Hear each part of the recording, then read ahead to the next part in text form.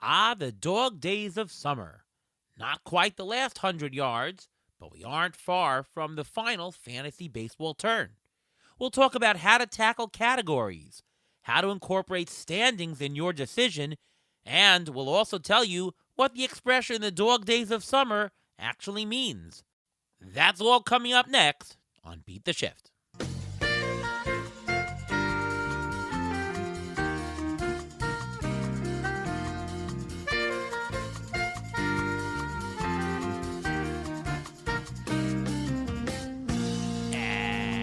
And welcome to another episode of the Beat the Shift podcast. I am your host, Ariel Cohen, and with me as always is Ruvain Guy. What's going on, Ruvain? Not much. How you doing today? I'm doing pretty good. Unfortunately, had to suffer from seeing another Met meltdown. Oh, Ruvain, it's been a bad couple of weeks for the Mets, huh? It has, but I did get to go to the game when Pete Alonso broke the record. It was great. It was a great game. My son actually was able to record it as the ball was going out. It was a lot of fun, and he got an autograph from Francisco Lindor. So shout out to Francisco Lindor for signing some stuff for him. Oh, very nice. Well, Darryl Strawberry was my favorite player growing up, so I don't know. I have a little bit mixed feelings about it.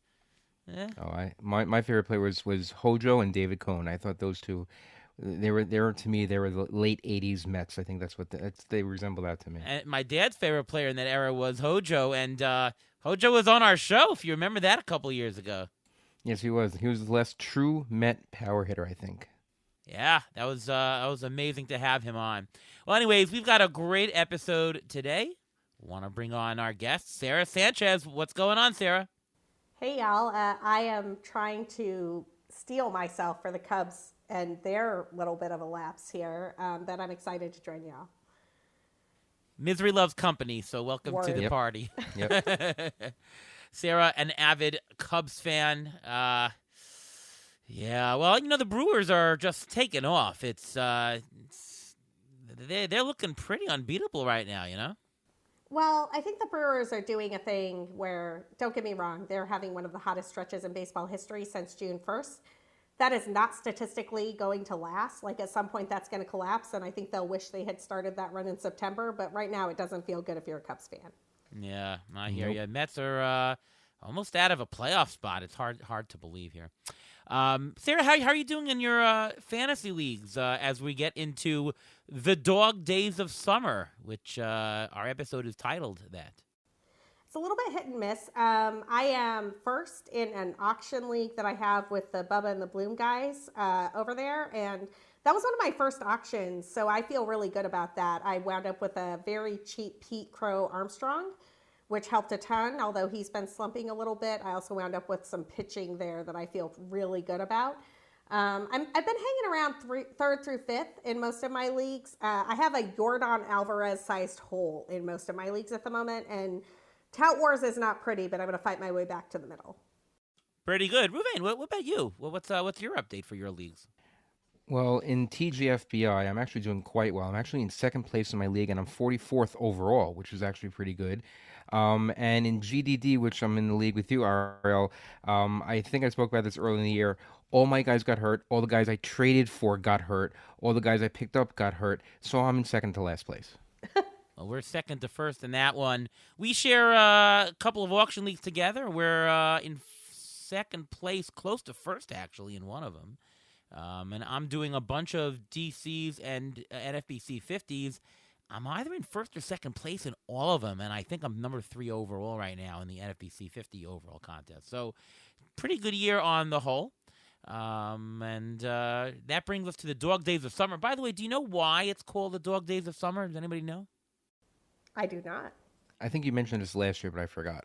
Very possible. Well, it actually refers to the dog star, Sirius, which starts to come up in the middle of the night right now. Sirius is a winter star, and as we're getting to the end of summer, those winter stars, instead of being hidden from us during the daytime, they start to creep up at the end of the night and slowly but surely into the middle of the night. So once the Sirius gets high into the sky, Sirius is the brightest star other than our sun, it brings on the end of summer, and that's called the Dog Days of Summer. So it's a meteorological thing. astronomical thing, I should say. Astrological. Not astrological, astronomical. Astrological. I know. I'm kidding. I'm kidding. Zodiac. Yeah. Anyways, I'm a big astronomy guy, as you guys might know. But let's get on to our show, and we'll talk about what we do during the dog days of summer. What are you looking at, Sarah, in terms of your teams? Are you looking for where you can pick up categories? Are you looking to where players are slumping? Are you looking for hot players on the waiver wire? What's your priority to look at as we are in the dog days of summer now? Yeah, so it's a little bit of a wild part of the fantasy baseball season because normally I'd be the first person to tell you that a 60-game sample size does not matter. But as you hit August and September in a fantasy baseball league, you just want to ride the hot hand, and you want to make sure you have enough of those hot hands in your lineup as possible. Obviously, you're not like, if you have Kyle Tucker in your lineup, you're not dropping Kyle Tucker for Isaac Collins or something like that. That would be silly and ridiculous. But you want to see where you can trade out those marginal players for the guys who are super hot right now. I really love the Fangraphs player rater and the 14 to 30 day parameter that you can put on it right there to see who the hot guys really are. And the guys that jump out to me right now who are super undervalued and probably unrostered in some leagues, Isaac Collins, who I just mentioned, Giancarlo Stanton, Colson Montgomery, Andrew Vaughn, man. What Andrew Vaughn is doing with the Brewers is ridiculous. He has some first round pedigree and he's just in an incredible hot streak. And you can't afford to not be in on those guys if you need home runs, if you need runs, if you need steals. So I think that you're looking for the places you can make up the most category juice, and you're trying to pick those guys up who are hot. Okay. Ruven, I'll ask you this. How much should you be churning your roster right now in the dog days of summer in August here? I think that really depends on how desperate you are. If you're near the top, of your league, I don't think you have to tinker too much because, you got to where you are by your current lineup. But if you have more points that you need to gain, then churning is the thing for you. In head-to-head, obviously churning is the best part, especially pitchers. Look for those relief pitchers who have starting and relief possibilities because maybe you can throw an extra guy if you have those relief pitcher spots, so you have to think about that. You have to watch also for changes in playing time when you churn your roster. Who's getting more playing time? Who's sitting more? And also managing those injuries. You got to make sure you're able to drop those players and who you can free up another roster spot, so just in case, if you have any fab left to spend on, you can get those guys to fill in. Sarah, does league size matter for you in terms of churning your roster right now at this time of year? It does because it determines who is available for you to pick up. I think that if you're in deeper leagues, there are fewer guys for you to pick up, or you have to be willing to go all in on some guys that are really fringy, right? I think that what Ruben was just saying about the amount of fab that you have on hand is also super important. I mean, most of my 15-team leagues, somewhere around like $150 to maybe $250 of fab. I don't have much more to spend than that unless the rules are such that you got fab back at some point in time. And so you really want to be using those fab dollars to get the impact guys. And the impact guys might not be who you thought they were in March and April. You just have to ride the hot hands and the hot teams and the categories that you need. Like there's no point in adding a stolen base guy if you're winning your league in steals. But if you are behind in, say, RBIs and runs, picking up a home run hitter can be really crucial. Yeah, so let's talk a little bit about, which categories to pick at. Because, I'll ask you this. Are there certain categories that you think have more movement at this time of year to the end that you might be able to pick? Or how are you determining which categories to go? For me, it's always wherever there's the marginal, the largest gradient in terms of the categories. Like you might be up by you might be in first place in a category, but if people are right on your tail, that's, I think, where you need to put in stuff. Whereas you might be really behind in categories. Again, if you have guys that you're right on their tail, that's when you put in. If you're way ahead or way below in any category, you probably can take the foot off the pedal on that one. Yeah, I totally agree with this. I think it's about looking at your standings and seeing where there are the most points to be gained. So if you have 5 points to be gained in home runs and a handful of points to be gained in runs and a handful of points to be gained in RBIs, like you need a power bat and you have to do whatever you can to get that power bat.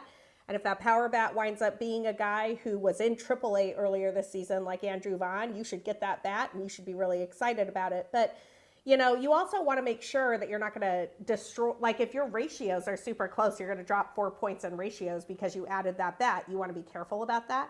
I think that the places where this is usually easiest for me are the categories that are kind of insulated. Like a saves category is insulated and a wins category is insulated in the way that like a home run RBI category is not. And so you want to make sure you don't do damage by dropping guys who are helping you in a place where you're tight, get you points in another place. You really want to look at the whole picture and make sure that you're picking up as many points as possible down the stretch. Ruben? Yeah, and I think there are two other things you have to mention and think about. Who are you chasing in those certain categories? Are those players still picking up players on the fab on the waiver wire? Are they still participating? Are they higher in your league? Are they lower in your league?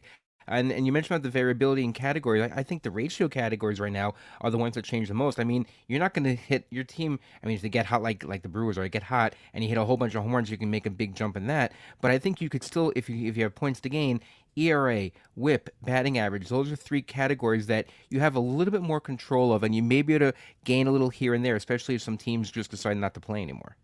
One thing I'll point out, though, is in pitching, if you have your ERA and WHIP, you can very quickly drop.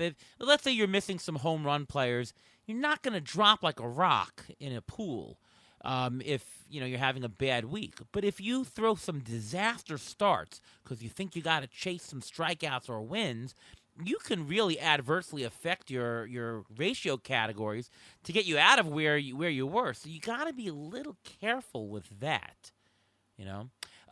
Ruben, question for you in terms of injured players. What's the bar right now for dropping injured players?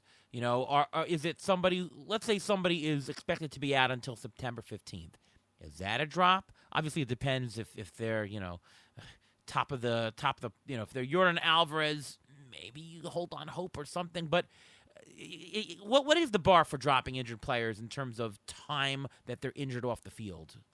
I wish I had the correct answer, because even when players come back, there are setbacks, and you never know when a player is actually going to come back. Like, I'm going to give you a couple examples. If you have Cole Reagans on your bench and you're just sitting there, he has a shoulder injury. You don't know what you're going to get when you get him back. You don't know when he's going to come back, but he may come back sooner than later. Jackson Chourio, he's running at 75% right now. What are you going to get when he gets back? Because if you need him for speed and he runs and he's not running yet and it's already the middle of August, maybe he'll come back the beginning of September. Maybe you'll get a full Jackson Chourio, and just think of that Brewers lineup with him in there. And a guy like Nick Lodolo, who's got a blister on his finger. He had a blister history before, and you don't know when it's going to get better. He's playing catch already, but you don't know what's going to happen. The main things you have to look for, though, is this. If you know a player is going to be out for multiple weeks and the team is out of it, then if they're going to be out for a month at this point, I think and the team's out of it, I think they could be a drop, because unless you're in a playoff system, you may get this player back for 2 weeks, and if you do get him back for about 2 weeks, I don't know how much value you'll have for him. If you hear the term fracture at this point, or something broken, a fracture usually takes 4 to 6 weeks to heal. You're probably not going to get that much out of that player at this point, so that's something to watch for. Oblique injuries, that type of thing, you're talking about 4 to 6 weeks, and when they come back, they have to have a rehab stint, and the minor league season actually shuts down before the regular season shuts down, so they can't get their rehab, so that they don't really get the full coming back, get the full playing time and be ready to come back. So it's more complicated than just saying, yes, they're coming back on the 15th of September, everything will be fine, hunky dory. That's not exactly how it works. It's really on a case by case basis. Yeah, if you're in a league that has playoffs, like a head-to-head playoff format, it's going to be a little bit different answer, because if someone is going to come back for the last 3 weeks and you already made the playoffs, that you might want to hold on to, right? Whereas if you're dealing with a season-long roto or season-long points, that's a different story. I'm going to ask you the same question, Sarah, but I'll add on, what is your bar for dropping underperforming players at this point? And does where you are in the standings in your fantasy league matter?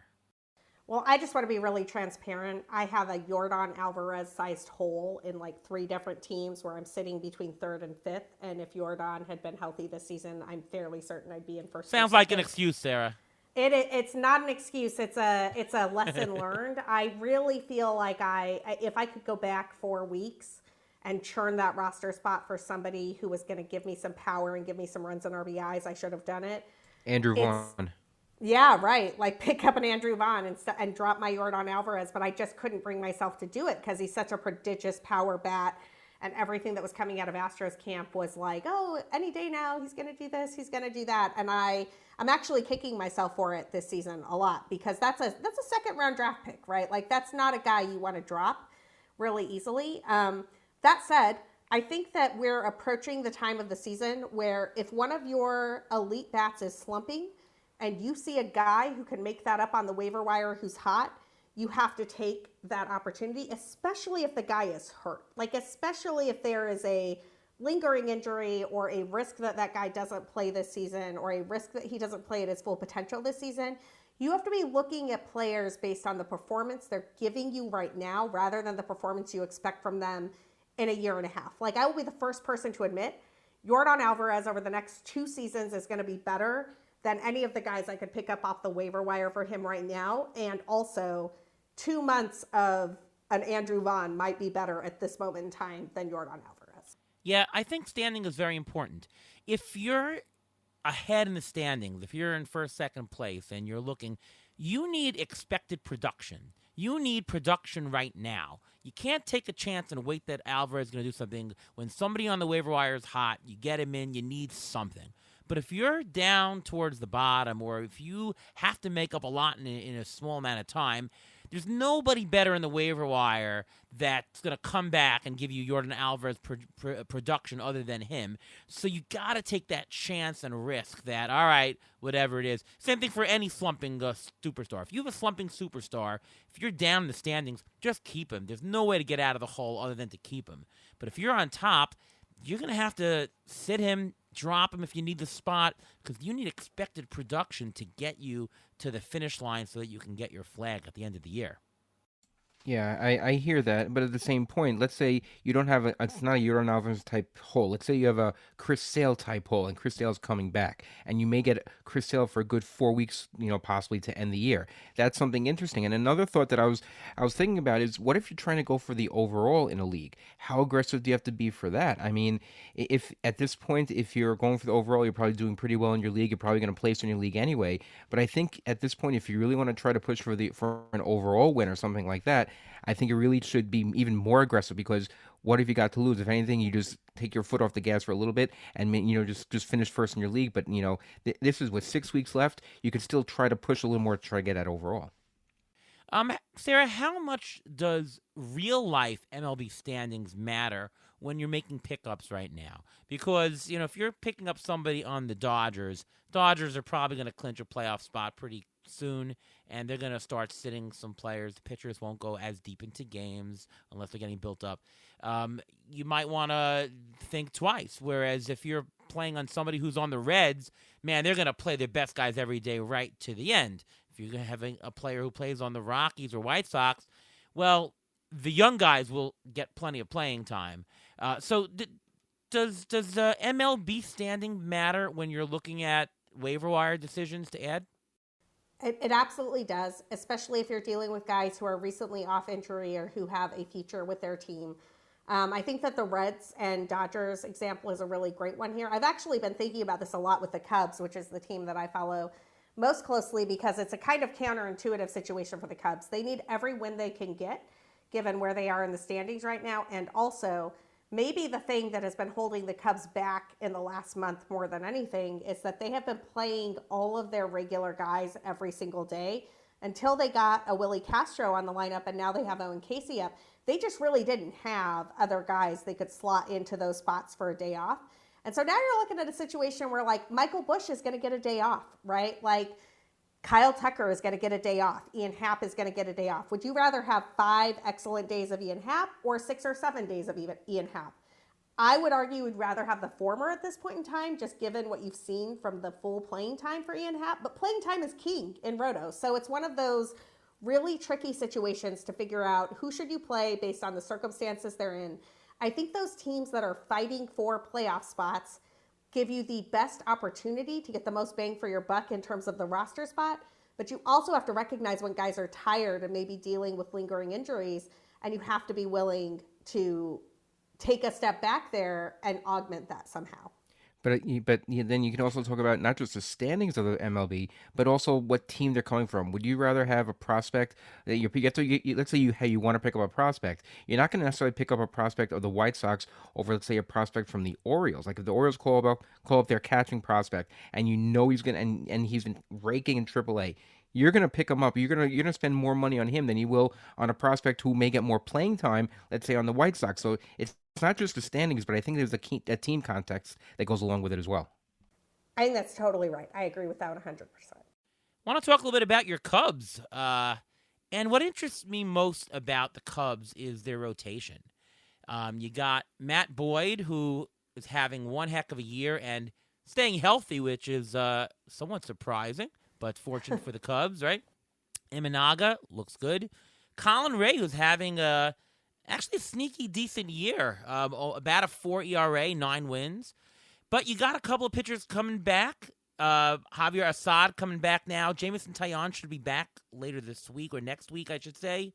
Cade Horton is looking pretty good. Why don't you talk a little bit about their rotation and all the newcomers back to the rotation and your thoughts for the rest of 2025 from a fantasy sense? So I want to be very clear that in the teams that I have that are doing very well, I have a lot of Matthew Boyd and I have a lot of Cade Horton. Those were savvy either drafts or waiver wire pickups that I did over the course of the season. So this is no shade to either of them. And also, every week they give me heart palpitations about leaving them in my lineup because I know that both of them are basically on some sort of innings limit, and I just don't know where that innings limit lives. Matthew Boyd has currently thrown over 135 innings. I don't think this counts his innings today. So that is more innings than Matthew Boyd has thrown since 2019. All of us know that the predictor for current innings is the past innings that you've had. And so it wouldn't surprise anyone if Matthew Boyd couldn't pitch through the rest of the season tomorrow or his next start or the start after that. Similarly, Cade Horton, coming off an injury, has been excellent, sitting right around 90 innings. They're watching his pitch count every time. You don't know if you're going to get 4 innings out of Cade Horton or if you're going to get 5 or 6 innings out of Cade Horton. And that means you might not get a W out of one of his starts. He's not exactly a strikeout artist. Like, he's good for strikeouts, but he's not one of these guys who's giving you more than a strikeout per inning. And so the Cubs are in this very precarious position where 2 of their best pitchers are really on watch, and they're going to try to replace those 2 guys with Javier Assad and Jamison Taillon, both of whom I like a lot, but you would really like them as your number 4 or number 5 guy. Neither of them's really giving you strikeouts. They're giving you innings and hoping that the defense behind them can turn those innings into outs.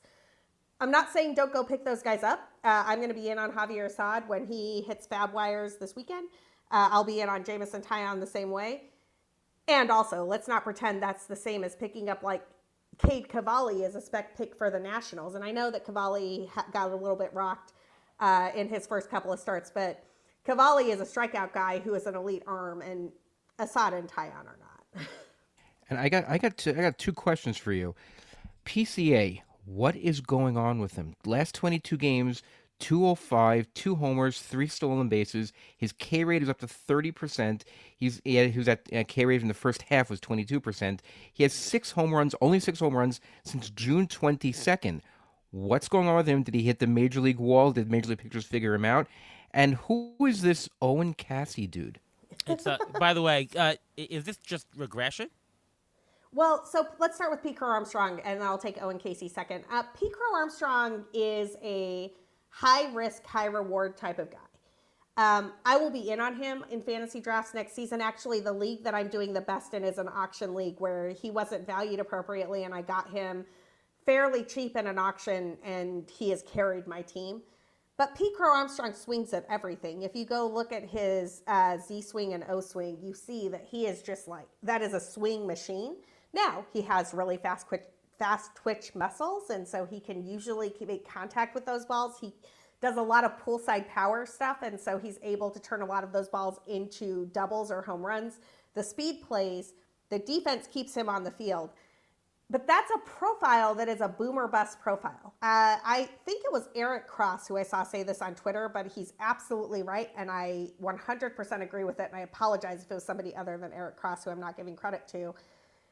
that is the same profile as like a Jackson Merrill or a Jaron Duran or a Michael Harris the second. And all those are players you're frustrated with if you took them in the second round sometimes, because you're like, oh, why are they slumping so hard? Well, they're slumping so hard because they swing at everything. And sometimes that turns into home runs and sometimes that turns into strikeouts. So I think we're just seeing a little bit of regression from PCA. I think he's going to come back and be fine, but keep that in mind when you're looking at him and he's going at the 1-2 turn next year. He is not one of those guys who's going to be a steady Eddie type of player for you. And if that's important to you at that turn, then you should probably draft somebody else.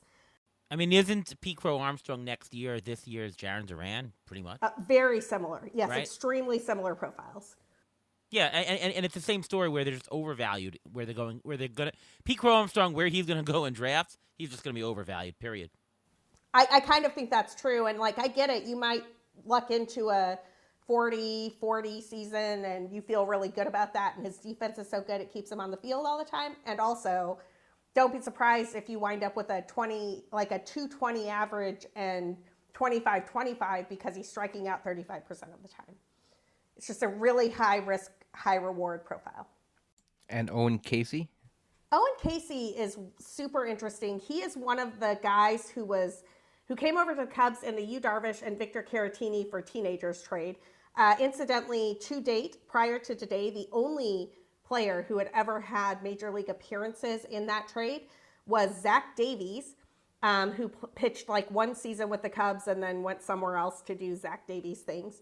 I still consider that trade just one of the daggers in the heart of Cubs fans, because how do you trade Yu Darvish at the peak of his powers for nothing? But Owen Casey is interesting. Owen Casey has some power. Owen Casey has some slug. It's poolside power, which we love to see. He also strikes out about 30% of the time in AAA, so that is a little bit terrifying. However, he might give them the bat that they need to see. I'm actually a little surprised they didn't bring up Moises Ballesteros, because if it's going to be a DH spot, Moises Ballesteros is a much more interesting bat to me. He has the same amount of power that Casey does, and he strikes out 12% of the time. He has, I think, 2 strikeouts in over 30 Major League Baseball plate appearances. So the Cubs right now are in a playoff spot in the wild card. The division looks like it's getting away from them. But what do you think the chances are for them to hold on to that wild card spot? And do they have a chance to push and maybe make a pennant run this year? What do you think? I'm really torn on this. So the biggest problem for me, as I see it, with the Chicago Cubs is their last 3 series in the schedule. They play the Reds, then they play the Mets, then they play the Cardinals to close out their season. And I don't really think the Cubs are going to have clinched a playoff spot, wild card or otherwise, 9 games before the season is over. I think they're kind of going to be in the thick of it. And that is the type of schedule that can collapse on you real fast. So especially if you're like no longer getting useful innings from Matthew Boyd, no longer getting useful innings from Cade Horton, I just think that can collapse really fast. I think the Cubs offense, when it is clicking, is one of the best offenses in baseball, and recently has not been clicking. Kyle Tucker has been in a slump. Ian Happ has been in a slump. Seiya Suzuki has been in a slump. So, they're trying to fight through some stuff, and they probably will be better on the other side. But what happens if they finally fix the offense and Matthew Boyd can't pitch anymore? I'm not entirely sure. So I feel like this team is a riskier playoff bet than a lot of people do. And I really wish that weren't the case, because Kyle Tucker is a lot of fun to watch. I like watching him in right field for the Cubs, and I'm not sure they're going to make the playoffs with their 1 year of Kyle Tucker. Well, I actually think the Mets have a tougher schedule. If you look at the Mets' September schedule, they're playing Detroit, Cincinnati, Philadelphia, Texas, and San Diego to start the month, which is nuts. They ended okay. Then Washington, again, and then the Cubs, like you mentioned, and Miami. But, I think the Cubs can get there because I think the Mets are going to falter here. I mean, I hate to say it, but their schedule is just brutal in September. Well, I'm glad we both feel snake bitten. Yeah. We both feel the pressure. Yeah. Ruvain, what do you think our Mets chances are? It's every day it's looking worse and worse. Oh. Well, they don't have any pitching. If they bring up their young studs, which I'm going to mention in one of the waiver wire pickups, if they're going to pick up their young stud pitchers, then they have a chance. But today they got the first starting pitcher to go more than pitched into the 6th inning, besides David Peterson, for the first time in 60 games. Just think about that. Only one pitcher in the Mets has got through to the 6th inning besides no one else in the Mets. And this was Kodai Senga did it. They don't have any pitching. They have no pitching, but they have these pitchers who did well in the minors. So there is a chance. There is a glimmer of hope. Unlike, I mean, Sarah, I'm sorry, but that trade for Mike Soroka, that didn't look great. But the pitching market, from what everyone's saying, was very expensive. So I mean, I guess this is the best they could get. I can't believe I'm actually saying this, but I miss I miss Griffin Canning. Oh yes, 100%. I went Yes. to 3 of his games this year, and he won all 3 of them. You know who I'm curious about at the moment, and heard on the Michael Soroka thing. You will get no defense of that trade for me. His velo was down 3 games in a row, and it's not shocking that he left with a shoulder injury immediately. The thing that is, Marcus Stroman is sitting out there, and you can't sign him for the playoffs, but you can sign him to eat some innings. And is somebody going to sign Marcus Stroman? You know the story with Marcus Stroman and me.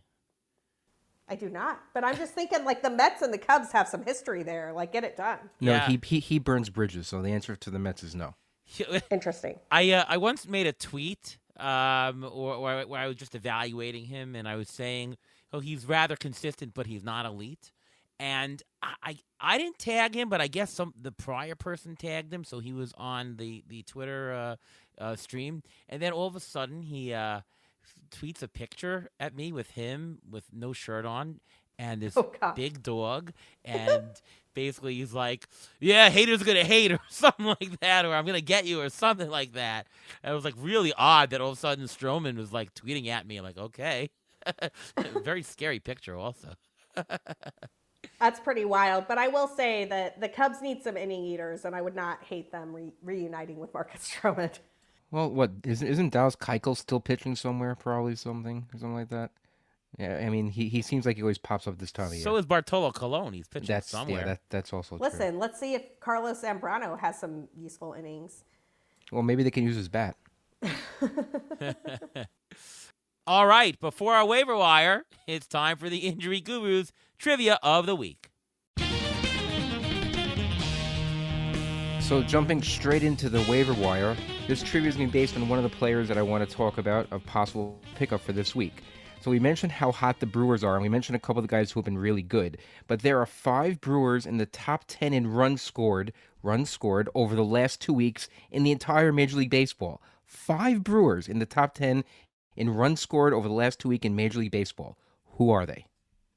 I'm going to say William Contreras. That's 1. Isaac Collins? That's 2. Joey Ortiz. That's 3. That's the guy I want to talk about. I'm blanking here. I'm going to say Sal Frelick because he's leading Frelick, off, right? yeah. No, not him. He was banged up a little bit. Okay, A lot of Frelick shares all over the place. Come on, think big. Think outfield. Think back surgeries. Christian Yelich. Yelich. And the last one is Blake Perkins. Which, it just blows your mind that all these guys were in the top 10 in runs, for the past 2 weeks. But I want to focus on Joey Ortiz because he may not have a lot of power, and he's 16% owned in CBS. And the last 2 weeks, he's batting 391, 11 RBIs, 2 stolen bases, and 12 runs.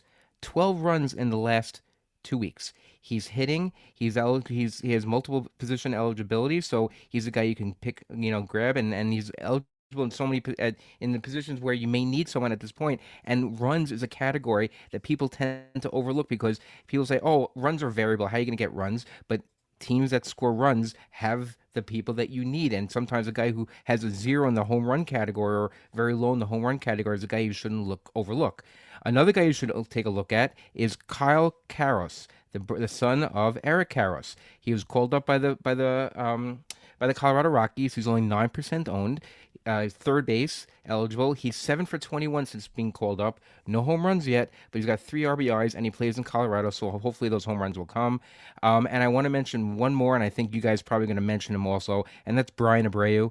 He's 51% owned in CBS, and he's a closer right now in Houston. He's got 81 strikeouts in 55 innings with a 1.64 ERA, a 105 WHIP. He's got the 1 save. He is going to be the closer. He's got the best stuff, I think, in that bullpen right now, and it doesn't look like Josh Hader is coming back anytime soon. Yeah, Brian Abreu, very obvious pickup. I have him in a ton of DC leagues, so sweet. I get saved out of him as well as ratios. And actually, we've been using him in some leagues when we don't have a great starter. Yes. So you just put him in. But well, you mentioned Eric Karras. The Dodgers back in the '90s had 5 straight Rookie of the Year, NL Rookie of the Years. Karras was the first of them. Can you guys name the other 4 in the '90s that the Dodgers had for Rookie of the Year? I think the last one was Piazza, wasn't it? Piazza was right after Karras. Oh, it was after Karras. Okay. I am not going to get this. Well, Wow. R.M. Raul Mondesi. Raul Oh, Mondesi. wow. I didn't even realize Mondesi was a Rookie of the Year. That makes Hideo sense. Nomo, Tomo. who pitched for the Mets briefly, and Todd Hollandsworth. Wow, you don't remember those guys. I mean, I remember them as players, but I don't remember them as rookies. Yep. Good stuff. All right, Sarah, how about you? What are some waiver wire pickups you're looking at for this week? A couple of guys, some of whom are probably more available in your standard 12-team or 10-team fantasy league than in a 15-team NFBC league. I still really believe in Cade Cavalli, who came up and got a little bit banged up pitching with the Nationals. That he has elite fastball velocity. They have been babying his recovery coming back. I think Cade Cavalli is a guy who can give you strikeouts and innings, and the Nationals need him to be a dude, and he is available in a handful of leagues. So if Cade Cavalli is out there on your waiver wire, you should absolutely go pick him up. This one is less of a pickup that you can do in a 15-team NFBC league, but more of a pickup you might be able to do in a 12-team league. Jacob Marcy is killing it for the Marlins. And if you look at his numbers, you are just going to be so impressed. But it's one of those situations where a guy who was a prospect we were keeping an eye on when we saw him in the Padres system has been traded, and now he's just killing it for a team that is out of the playoffs. But that is playing time. Those are stats that count in your league, and I think that both Cade Cavalli and Jacob Marcy are great. And then the last person I have here is, of course, Owen Casey. If Owen Casey is not highly rostered in any league, he's probably going to be available for the first time in your leagues this weekend. But the power is legit. It is poolside power. And if you need home runs, or RBIs, I think he's going to get his share of at-bats with the Cubs, and you should add him to your team. Yep, we mentioned Cavalli on the show last week, and I mentioned Jacob Marcy, if you needed instant steals, if anything. And he just smashed 2 homers in one game with 7 RBIs the other day. If you took my advice, then you go. I actually did not pick him up. I had other speed guys on the team already, so I didn't go with him. But I'll give a couple of others. Isaac Collins, just mentioned it. He's really heating up. He's in the Rookie of the Year conversation. Take a look at him. Some power, some speed, good batting average. Blaze Alexander, he's hot now. He's getting playing time, and he qualifies at a lot of different positions. So take a look at Blaze Alexander if you need it. And I'll throw one more in. I think he's under-owned. Drake Baldwin, the catcher, he's under-owned. Batting .285 with 13 homers, which is pretty decent for a catcher. Not hurting you with average, and he's giving you some power. He's the number 1 catcher, and he's not being owned as much as he should be. Pitcher preview. Other than Cavalli, Sarah, any other pitchers you're interested in for this week? If Joe Ryan is on your roster anywhere and or available, you should be starting him. He's got the Oakland Athletics and the White Sox as a 2-step. Enough said, get Joe Ryan in your lineups at all costs. I am also very interested in Cade Horton as long as he is still pitching. Cade Horton just broke the longest scoreless inning streak for a Cubs rookie pitcher in, goodness gracious, at least 20 years. I mean, it is truly a fantastic stat. And he's not going to give you the strikeouts that you want, but Cade Horton is one of those guys who is still available on waiver wires, and he will probably get you to 5 innings. He will probably get you a shot at the win. As long as they're letting him pitch before they shut him down, you should put him in your lineups. The last guy that I'll name is kind of the reverse of Cade Horton, which is, I think Ben Brown is the long guy for the Cubs in the bullpen. And as long as they have some dudes in their rotation who are on innings limits, Ben Brown is the guy who will come in and sneak those wins. He's also a strikeout guy. So Ben Brown is kind of a sneaky vulture, a W guy. And I have him on a handful of teams. Ruvain?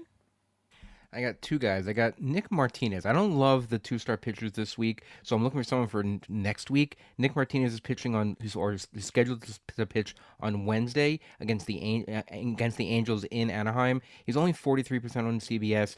His last three starts, he's 2-0. 2.5 ERA, 16 strikeouts in 18 innings for the Reds, and the Reds are actually playing very well. He's supposed to pitch against Yusei Kikuchi, who can either have a great game or not have a great game. So he's the guy to look for that you can pitch him this week, and he'll probably be a future two-start. And I mentioned about the Mets' futility in pitching. They are calling up Nolan McLean this weekend, and he's going to start. But I'm looking at another guy, Brandon Sproat, and I mentioned him, and he's a board bet for on the show that I think he's going to be called up before Jonah Tong. I think Brandon Sproat will be called up sometime within the next week or two. He's 17% owned already in CBS, but Clay Holmes has already hit his innings limit that he was supposed to hit. They are still monitoring him. The manager Carlos Mendoza already said that they're watching him from start to start, checking on him, seeing how he's doing and everything like that. Frankie Montas was already put into the bullpen, and Brandon Sproat was killing it in AAA toward the end of the season. It took him a while to figure it out. His K per nine this year in the minors is only 7.6, which is okay, but it was over 10 last year when he figured it out in AA and in the beginning of AAA as well. So if he's available in your league, and I know some NFBC leagues, if he hasn't pitched in the majors, you can't pick him up yet, but in other leagues he may be available, and you can probably get him this week for almost nothing, because if he's called up in a week and a half, he's going to go for something next week. Sproat just had a bad start, but not, other than that, yeah, he'll probably be called up. I'm hoping at least. I'm going to throw out Michael Lorenzen. Plays Texas this week and then Chicago White Sox the following week. Pick him up now. Jose Quintana, why is nobody picking this guy up? The guy's having a great year on a great team. What are you waiting for?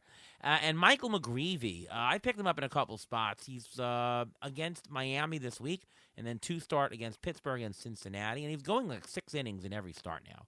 So that's pretty good if you want to get wins. Michael McGreevy is my pick. All right, Ruvain, time for the injury report and the dog days of summer. Go for it. We'll start with Josh Hader because I mentioned him earlier. He's getting a second opinion already for his strained left shoulder, and the manager Joe Espada already said of the Astros said he's going to be out, quote, a little bit longer than the 2 weeks, which means that he's going to be out for a little bit of time. Then he has to build back up a little bit and see how he does. Hopefully he doesn't have any setbacks, which is why if Brian Abreu is available in your league, definitely get him.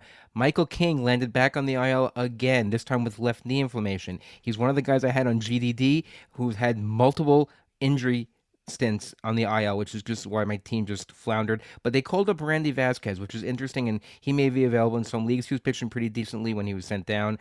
Luis Severino was placed on the IL with a left oblique strain. Hogan Harris was called up. Manager Mark Kotsay said that Severino's oblique strain is not as bad as initially thought, which is okay, but an oblique strain for a pitcher, he may be, I don't know how many more starts you can actually get out of him. He may be out for 4 weeks, maybe out for 6 weeks. You don't know. Ronald Acuna should be back this weekend, so if you can activate him in your lineups, now's the time to do it. And Adolis Garcia, a guy who I traded from you, Ariel, to get on my team to get power, landed on the IL with a left ankle sprain. We don't know how long he's going to be out for yet, but Evan Carter was called back up, and Evan Carter has already been producing since being called back up. All right. Well, that brings us to the end of our show. I want to thank so much Sara Sanchez for coming on the show once again. Sara, what's going on with you these days? Thank you so much for having me. I love talking baseball with you and Ruvain. You can find my Cubs writing over at bleedcubbyblue.com. You can follow me on social media at BCB_Sara or at BCB Sara over on Blue Sky. And then, of course, my fantasy takes are at Baseball HQ. And just a quick plug, if you have never been to First Pitch Arizona, now is the time to register for First Pitch Arizona, an incredible fantasy baseball weekend that the crew over at Baseball HQ puts on in Arizona in November. Join us. That's where I met Ariel for the first time. And yeah, come hang out. Oh, I definitely agree. I'll be there as well. And if you've never done it before, give it a shot, and you probably won't want to not go the following year. What's your favorite part of that, Sara? Is it just the impromptu conversations with people? Is it the ball games? Is it the amazing sessions? Is it the home run derby trying to tackle Ruvain, who tackles children to get balls, apparently? It's everything, but I think that if you love fantasy baseball and it's a thing that you could talk about for 10, 12 hours a day, you'll never be in a better environment than First Pitch Arizona, where everyone wants to talk to you about their fantasy league, be it a dynasty league, an Ottoneu league, a keeper league, a 15-teamer, a 12-teamer. You get to do drafts in November. You get to hang out at the Arizona Fall League and see some of the best prospects hit and play and pitch with your own eyes, and you just get to hang out with people who love this as much as you do. And it's honestly, I was really nervous the first time I went, because I was like, I don't know if I'm going to belong, and I don't know if it's going to be okay. And it was the best decision I ever made. So come hang out with us at First Pitch Arizona. You won't regret it. And you get to meet some of the players, because I think a couple of years ago Kyle Manzardo was there, and now he's raking in the majors. So you never know what players you're going to meet. You never know who's you can just walk by in the hallway in the hotel. You never know what's going to happen. Was I on that podcast? I remember, was it Welsh, Chris Welsh and Frank Stamfel had the CBS show, and they had two guests, and I was one of them. And was it Manzardo? I can't remember who the other guy was. Might have been him that year. So it's cool to be on a podcast. Actually, before Manzardo. I think they did the Cubs prospect. What was his name? James Triantos was on. Was on Rates and Barrels. I mean, it's one of those situations where you can find prospects from multiple teams coming on to chat fantasy baseball with everybody, and it's just a very cool environment. If you listen to more than one fantasy baseball podcast and consider this a thing that you spend a ton of your time on, you will not regret spending time at First Pitch Arizona. Yeah, and for those of you who listen to podcasts regularly or read fantasy podcasts, that is, or read work and read writers and stuff, you get to actually meet the people, and you might even get a little starstruck the first time, like, oh my God, I read you all the time, I listen to you all the time, here you are. It's really cool, and these guys are really down to earth. Guys and gals, of course, I should say. Everyone's really down to earth. It's really a fun time.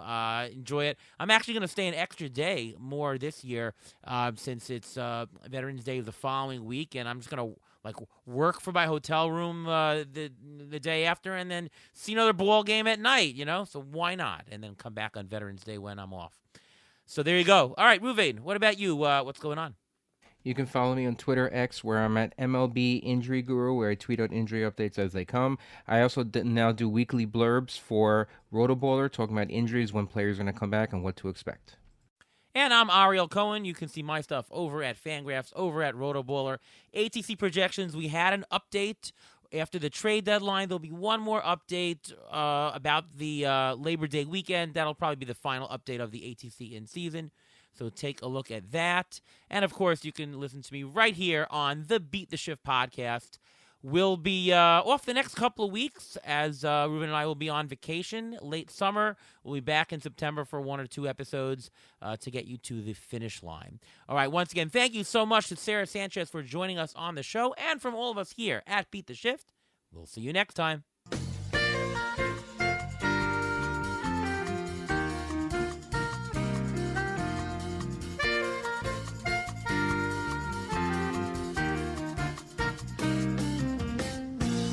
Thanks for listening to the Beat the Shift podcast presented by Fangraphs.